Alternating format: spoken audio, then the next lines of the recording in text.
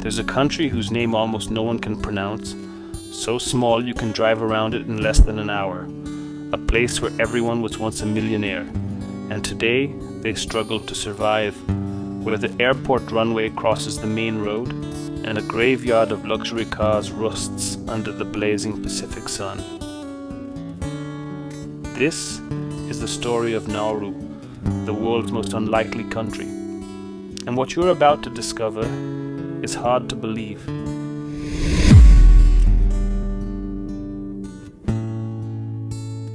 Nothing we see today came about by chance. Every place, every object, every country holds a story that explains why it is the way it is. Everything has a story, and knowing the past is the key to understanding the present. In today's video from the Stories Behind Everything, you'll discover the stories of Nauru.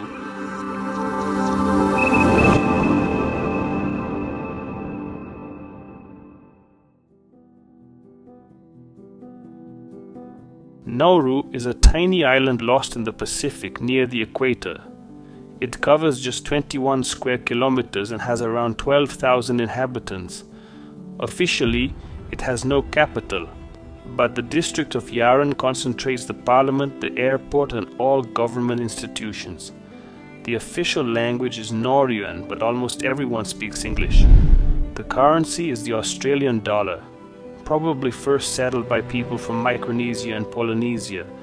The island later received a second wave of migration from the Chinese coast through the Philippines around 1200 before Christ. So isolated was it that the first time Europeans laid eyes on it was on November 8, 1798, when British Captain John Fearn spotted it. Charmed by the blue sea and the palm trees, he named it Pleasant Island. Throughout the 20th century, it was a German colony, later administered by Australia, New Zealand, and the United Kingdom, and then occupied by Japan during World War II, until it became independent in 1968. Just a few years after independence, Nauru would become the richest country in the world in per capita income, thanks to a resource as unusual as it was valuable. Phosphate, formed over millions of years from the accumulation of seabird droppings. During the 1970s and 1980s, phosphate exports sustained a complete welfare state. There were no taxes, and healthcare, education, and even housing were free. But the government failed to diversify the economy, spent without planning, and decade after decade the mines began to run out.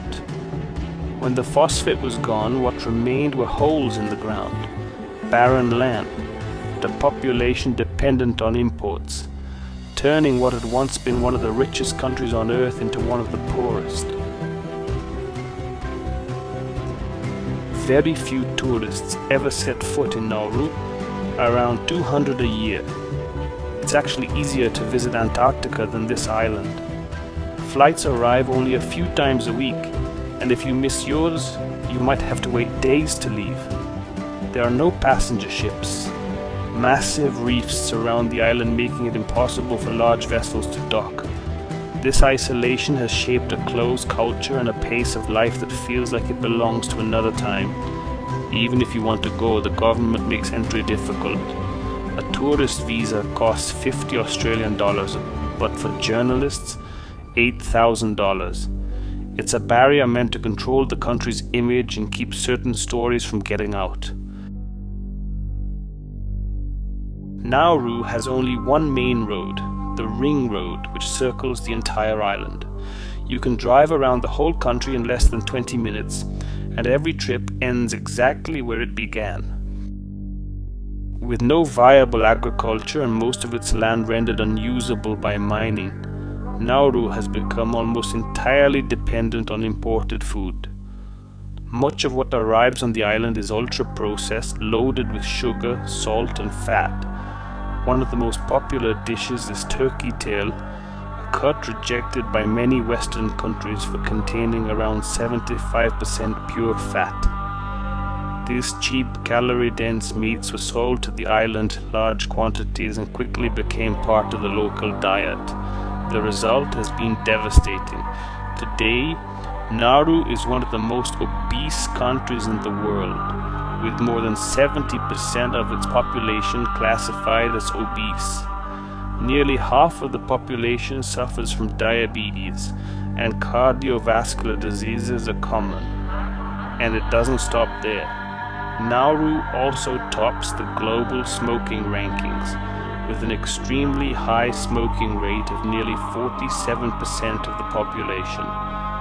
Cigarettes are cheap and widely available, further worsening the country's public health crisis. It's an epidemic visible on any street, where the abundance of high-calorie foods and a sedentary lifestyle have become part of everyday life. There's another curious fact about Nauru.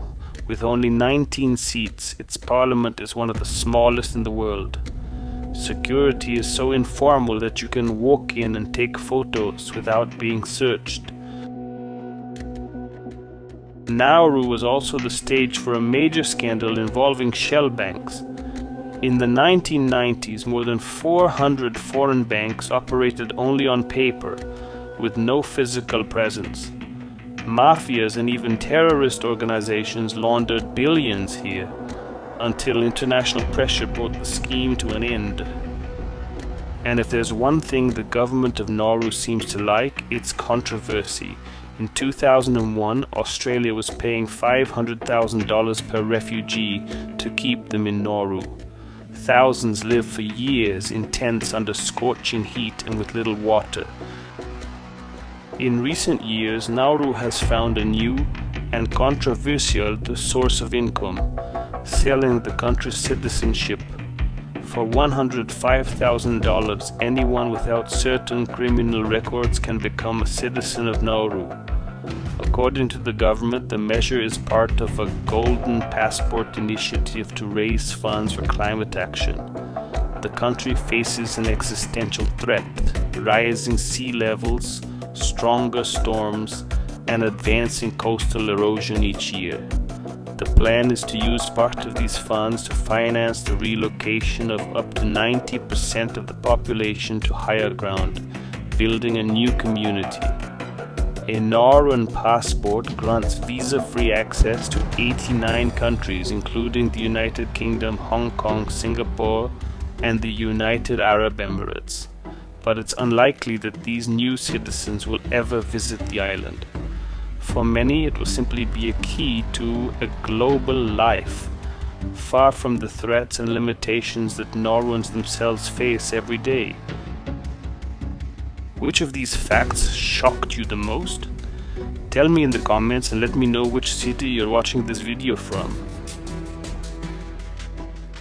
At the height of the phosphate boom, Nauru bought buildings, airplanes, hotels, and even invested in Broadway.